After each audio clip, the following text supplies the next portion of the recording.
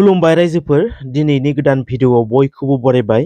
दासिमनि माखासे गोनां खौरांफोर लानानै फैदों नोंथांमोना भिडिअखौ जोबजासिम नायलांदो आरो चेनेलाव गोदानै फैदोंब्ला अन्नानै साबस्क्राइब खालामनानै बेल आइकनखौबो अल आव होनानै लादो आरो भिडिअखौ लाइक मोनसे होदो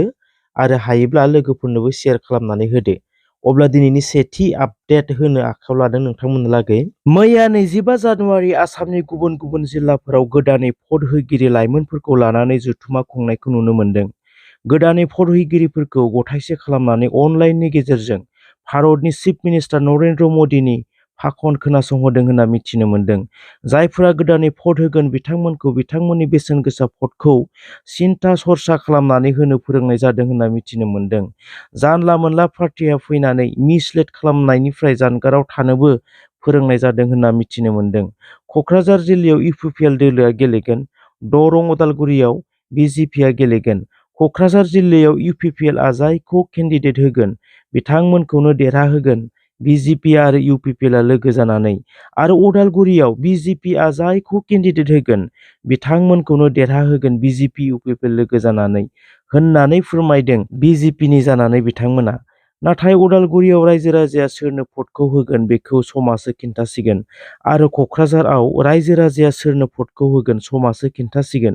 रायजोफोर प्लिज कमेन्टआव लिरहरनो हागोन सोरनो भटखौ होगोन नोंथांमोना बिजेपि इउपिपिएल आरो बिपिएफ लागाव। बाक्सा जिल्लानि सुबनखाथायाव गंनै न'आव अर नांनानै गोबां बिबांनि मुवा बेसादफोरा खामनानै सेवहांगार। मख'नो गोनांदि भारत आरो भुटान बिसुखे मेलाया सोलिगासिनो थानाय समावनो बाक्सा जिल्लानि सुबनखाथायाव गंनै न'आव ब्लाव ब्लाव खोमोरख' हायै अरनि जोंनायजों गासै 25 निफ्राय 30 लाखसोनि मुवा बेसादफोरा खामग्लिजोबो होनना मिथिनो मोननाय जादों। गहपुरनि राजगड़आव थांनाय 24 जानुवारियाव पुलिसनि गारिया साइकेलजों फैबाय थानाय सासे सुबुंखौ सौख्रांनानै पुलिसनि गारियाबो गरखायाव गोग्लैहैनाय भिडिअखौ नोंथांमोना नुदोंमोन आंनि चेनेलाव। पुलिसआ बे दायखौ मावनानै सिरियै थादों होननानै गहपुर राजगड़नि रायजोफोरा लोब लोब ओंखारनानै पुलिस थानायाव हरजिखावनायखौ नुनो मोन्दों। बर' हारिनि थाखाय मोनसे गोजोनथाव खौरां। कामरुप मेट्र' जिल्लानि सिङाव थानाय गरसु मिथिंगाफुरि गामिनि हनेस्वरी बसुमतारीया 5थि आसाम स्टेट मास्टार गेम्स 2023 गेलेनायाव 20 मिटार खारनाय, डिस्कास आरो 100 मिटार खारनाय बे मोनथाम गेलेनायाव बिथांजोआ नैथि मासि मोननो हादों। बर'नि गेजेराव दाब दाब जायगायाव मुंदांखा जाबोनाय आलायारन थियेटारनि बिगोमाया गिदिर जेंनायाव। बे थियेटाराव गाहाय एक्टर एक्ट्रेस महरै नेरसोन बसुमतारी आरो लीना बसुमतारी सानथामनि हाबाफारिजों दिन्थिफुंनो थाग थियारि खालामदोंमोन दुधनै हालामनि सनालि फोथाराव। नाथाय गाहाय फावगिरि नेरसोन आरो लीना बिथांमोना नुजाथियाखैसै जायनि जाउनाव आलायारन थियेटारनि बिगोमाया गिदिर जेंनायाव गोग्लैदों। मख'नो गोनांदि फावखुंगुर नेरसोन आरो फावखुंग्रि लीना बिसोर सानैखौ दानफायाव 60,000 बेथन होनानै लाखिदोंमोन। दानथामनि बेथनखौ अलरेडि होखाबायमोन आरो बिनि उनाव एडभान्स रांबो एसे एसेहै होखानाय जाबायमोन। आरोबाव मोननैल' पेन्डेल गानो दंबावोसैमोन। नाथाय बिथांमोना मानि थाखाय बिब्दि खालामखो होननानै गोथौ दुखु मोननाय फोरमायदों आलायारन थियेटारनि बिगोमाया। मख'नो गोनांबावदि बिथांमोना आगोलावबो बेबादिनो खनसे खारखोमादोंमोन नाथाय बिसोरखौ नागिरनानै लाबोना श' खालामहोनो गोनां जादों होनना फोरमायदों थियेटारनि बिगोमाया। लोगोसेनो नेरसोन आरो लीनानि सायाव गोख्रोङै आयेननि राहा लागोन होननानै फोरमायदों आलायारन थियेटारनि बिगोमाया। बिटिआर बायदि बर'नि जायगायावनो नवोदयआव आनजाद होनो थांनाय बर' फरायसाफोरखौ माबायदि बिहेभ खालामदों फै जों बिथांजोनिफ्राय दान्दिसे खोनासंनि बिनि उनाव मोनसे गोनांथार रादाब दंबावो। आं गिबियावनो आं फंनैसो बाथ्रा बुंनो आखायाव लादों नोंथांमोननि सिगाङाव जाय जाथाया ओरैबायदि जाथाविमोन बे जाथाया जालांदों बेखौ आं नोंथांमोननोबो फोरमायनो सानदों। थांनाय 20 अक्ट'खालि नवोदयानि फरिखा जादोंमोन। बे फरिखा एग्जामखौ जोंनि गामिनिफ्राय 4 स्टुडेन्टआ हैनो थांदोंमोन। ओमफ्राय बेवहायनो आं फारि फारि खिथालांनोसै मा जाथाया जादों। सासे स्टुडेन्टनो एसामिसनि कुइसन पेपारखौ होबाय माने प्रश्नखौ होबाय। ओमफ्राय बेवहाय रानफुबाय थानाय समावनो बिनि बिगथैया एसे साहसबो दं नालाय बियो आरो मास्टारबो ओमफ्राय बियो हाबनो मोनदों जाहैबाय बे रुमाव। हाबनानै ओमफ्राय बियो बिनानै होनायावसो गथ' बिनायावथ' बिसोर मानियाखै बिनानै होनानै माने बियो मोनफिनदों। आरो मोनसे रुमाव जोंहा सासे बर' मिडियाम फरायनायनि स्टुडेन्ट बाव आरो जोंनि गामिनिनो ओमफ्राय बेनोबो इंराजिनि प्रश्नखौ होबाय ओमफ्राय गथ'आ बिबाय थाबाय आं बर' मिडियाम फरायनायसो आंनो बर'नि प्रश्नखौ लाबोफिन कुइसन पेपारखौ लाबोफिन होनना बुंबाय होआ जाहैदों गैया होनो होआ ओमफ्राय होमारथारासै बे गथ'आ जाबादाजा लिरनानै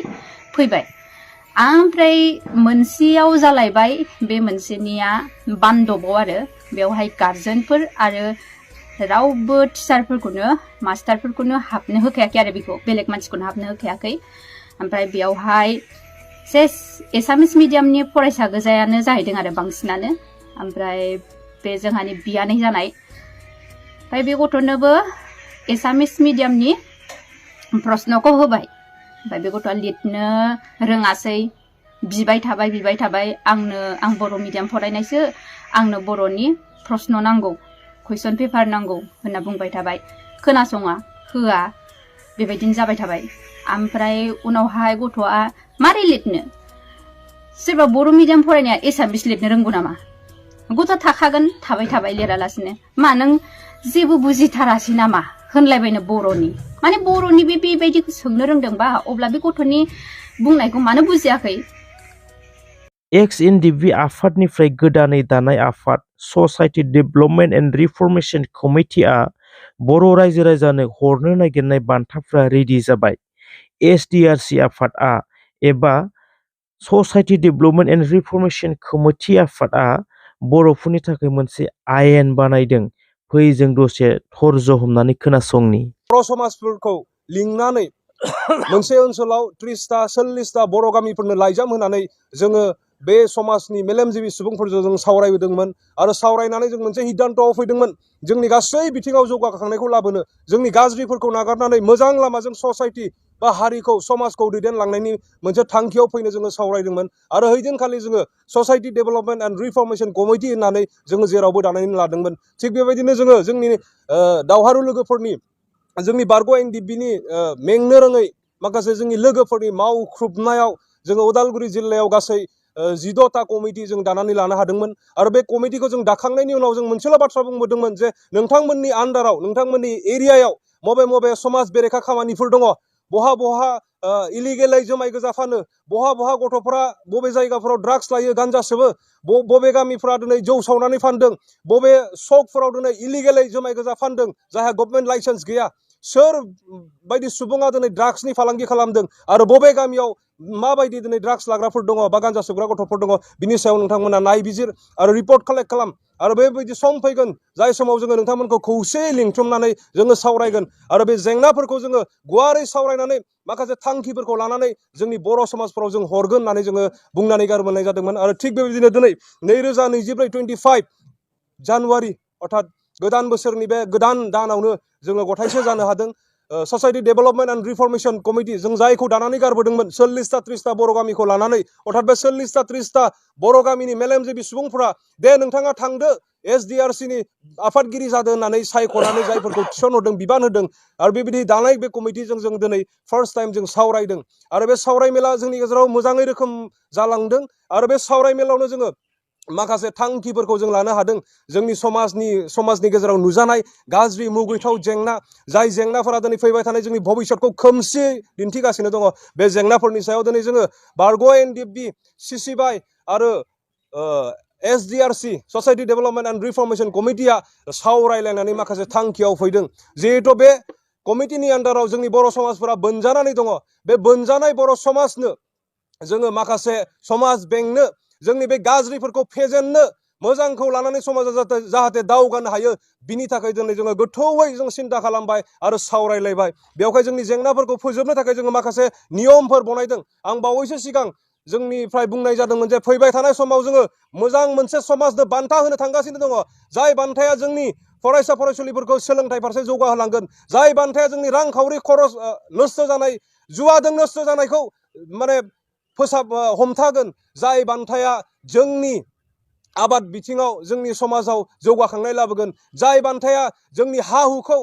रैखाथि खालामगोन बेबायदि बान्थाफोरखौ जों फैबाय थानाय समाव हरगासिनो दङ होननानै जों बुंनाय जादोंमोन थिग बेबायदिनो दिनै जोङो बे बान्थाखौ रेडि खालामदों आरो फैबाय थानाय समाव जोङो मोनफ्रोम गामिनि प्रेसिडेन्ट सेक्रेटारिनो society development and reformation committee ex NDFB सिसिबाइ नि राइटिं पेडआव जोङो बे बान्थाखौ लिरनो हरगासिनो दङ। आं दिनैनि तारिखाव बे प्रेस मिटनि गेजेरजों आं बेखौनो बुंनो हास्थायदों जोंनि फरायसा आरो फरायसुलिफोरखौ जौगाहोनांगौनि थाखाय बिथांमोननि सोलोंथाइखौ गोजौ मोनसे थाखोआव लांनो थाखाय जोङो माखासे थांखिफोरखौ जों लादों आरो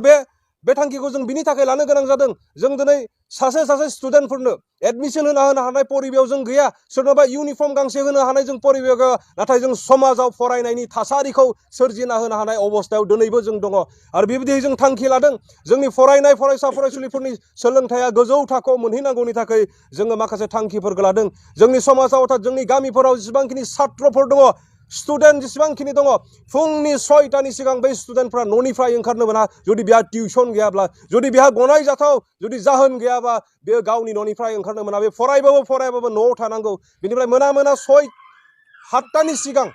मोना 7टानि सिगां जेसेबांखिनि जोंनि हारिनि छात्रफोर दङ बिथांमोना गावनि न' लानांगौ आरो बेखौ जों मोनफ्रोम बर' गामियाव आयेन हिसाबै बनायनानै ल' हिसाबै बानायना लानानै समाजखौ बेंनांगौ होननानै फैबाय थानाय समाव जोङो लाइजामनि गेजेरजों प्रेसिडेन्ट सेक्रेटारिनो जों दैथायहरगोन आरो बेखौ